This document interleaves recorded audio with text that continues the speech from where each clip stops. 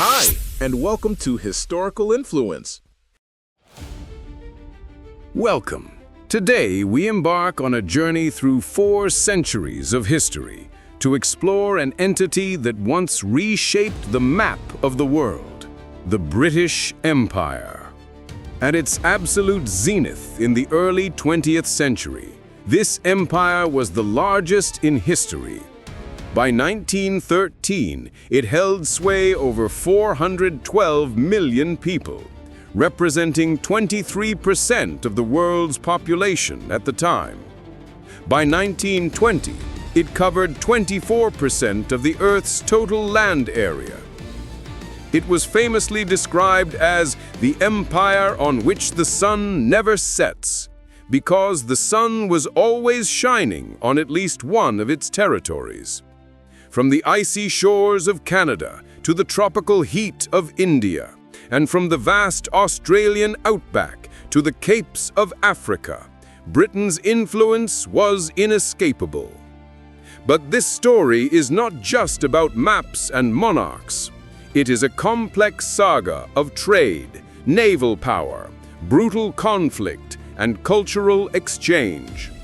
It involves the rise of global capitalism through entities like the East India Company, the horrors of the slave trade, the strategic chess games of the Cold War, and the modern evolution of the Commonwealth. Today, we will trace this arc from the Tudor ships of the 16th century to the modern geopolitical landscape of the 21st century. The story begins not with conquest, but with envy and exploration. In the late 15th and 16th centuries, Portugal and Spain had already established large overseas empires, generating immense wealth. England, separated from the continent and trailing behind, wanted its share. The foundations were laid in 1496 when King Henry VII commissioned John Cabot to find a northwest passage to Asia. Cabot sailed in 1497, making landfall in Newfoundland, though no permanent colony was established immediately. It wasn't until the reign of Queen Elizabeth I in the late 16th century that England's imperial ambitions truly ignited. This era saw the rise of privateers, essentially state-sanctioned pirates like John Hawkins and Francis Drake, who attacked Spanish ships and ports.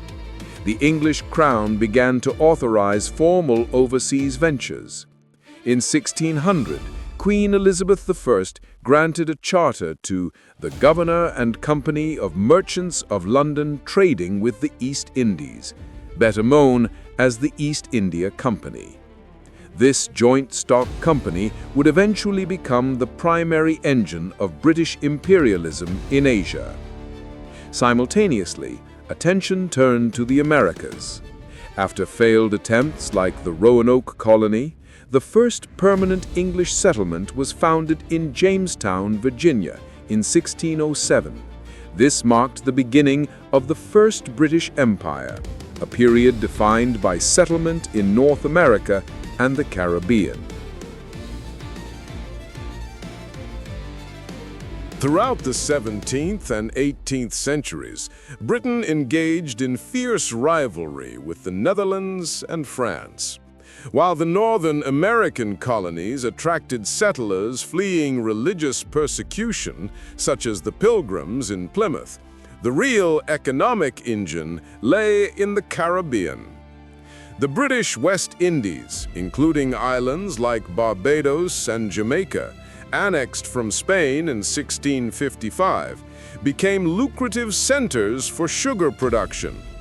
This wealth, however, was built on human misery. The Sugar Revolution led to the massive importation of African slaves. By 1780, the population of African descent in the British Caribbean had risen to around 80%. British ships carried approximately 3.5 million Africans across the Atlantic until the trade was abolished in 1807. Britain secured its dominance in North America after the 7 Years' War, 1756 to 1763, defeating France and gaining control of New France, Canada. However, this victory planted the seeds of the empire's first great fracture. Strained relations over taxation and governance led the 13 colonies to revolt. The American War of Independence resulted in Britain losing its most populous colonies by 1783. This loss marked the transition from the First to the Second British Empire. Attention shifted away from the Americas towards Asia, the Pacific, and Africa. As the door closed in America, another opened in the East. The British East India Company, or EIC, had been operating in India since 1612. Initially, it struggled against the Dutch and French, but the decline of the Mughal Empire created a power vacuum. The turning point was the Battle of Plassey in 1757. British forces, led by Robert Clive, defeated the Nawab of Bengal and his French allies. This victory granted the company the Diwani, the right to collect revenues in Bengal, Bihar, and Orissa. For the next century, a commercial company functioned as a sovereign power, maintaining a private army and administering vast territories. However, this rule was often exploitative. The company's policies contributed to the devastating Bengal famine of 1769 to 1770, which killed millions. The company's aggressive expansion and disregard for local customs eventually sparked the Indian Rebellion, or Sepoy Mutiny, of 1857. The rebellion was suppressed with heavy loss of life.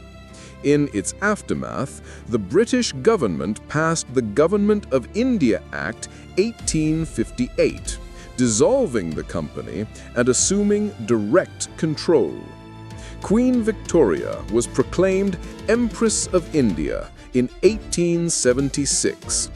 India became known as the jewel in the crown, the empire's most valuable possession and the source of its military and economic strength.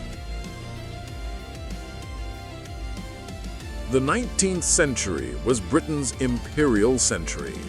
Following the defeat of Napoleon in 1815, Britain emerged without a serious international rival, enjoying a period known as Pax Britannica.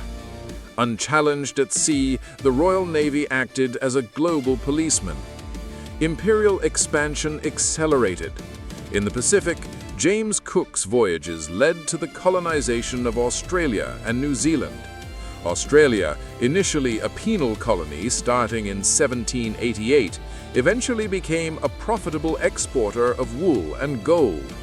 New Zealand was formally annexed in 1840, following the Treaty of Waitangi with Maori chiefs. In Africa, the scramble for territory intensified in the late 19th century. Britain secured key territories to protect the trade route to India. A crucial strategic move was the purchase of a major share in the Suez Canal in 1875, calling it the jugular vein of the empire. This eventually led to the occupation of Egypt in 1882. Men like Cecil Rhodes pushed for a Cape to Cairo dominion, linking British territories from South Africa to Egypt. By the start of the 20th century, the empire was a complex tapestry of dominions like Canada and Australia, crown colonies, protectorates, and mandates. The 20th century brought two world wars that shook the foundations of British power. Although the empire reached its largest territorial extent after World War I, acquiring mandates in the Middle East and Africa, the cracks were visible. World War II proved to be the breaking point. While Britain emerged victorious, it was essentially bankrupt. The fall of Singapore to Japan in 1942 had irreversibly damaged British prestige in the East. The world was now dominated by two new superpowers, the United States and the Soviet Union, both theoretically opposed to European colonialism. In 1947, Britain granted independence to India and Pakistan, losing its most populous possession. The wind of change began to blow through Africa and Asia. A defining moment of decline was the Suez Crisis of 1956. Egyptian President Gamal Abdel Nasser nationalized the Suez Canal Company. Britain, seeing this as a threat to its global standing and oil supplies, colluded with France and Israel to seize the canal by force. However, the geopolitical reality had changed. The United States, led by President Eisenhower, refused to support the operation, fearing it would push the Arab world toward the Soviet Union. Facing financial ruin and U.S. pressure, Britain was forced into a humiliating withdrawal. The crisis confirmed that Britain could no longer act as a top-tier power without American approval. The process of decolonization accelerated throughout the 1960s. Finally, the handover of Hong Kong to China on July 1, 1997, marked for many the symbolic end of empire. Today, the formal empire is gone, but Britain retains sovereignty over 14 overseas territories, such as Gibraltar and the Falkland Islands.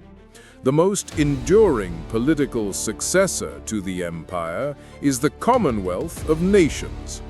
This voluntary association comprises 56 sovereign states, ranging from vast economies like India and Canada to small island nations. Unlike the empire, it is based on free association. In 15 of these countries, known as Commonwealth realms, King Charles III remains the head of state. Modern Britain exercises influence not through territorial control, but through soft power. The English language, spread by the empire, is the primary language of up to 460 million people globally.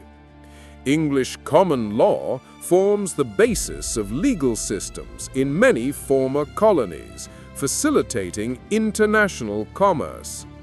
Militarily, Britain remains a key player within NATO. The Atlantic focus, prioritizing the alliance with the United States and Europe, remains central to its defense strategy.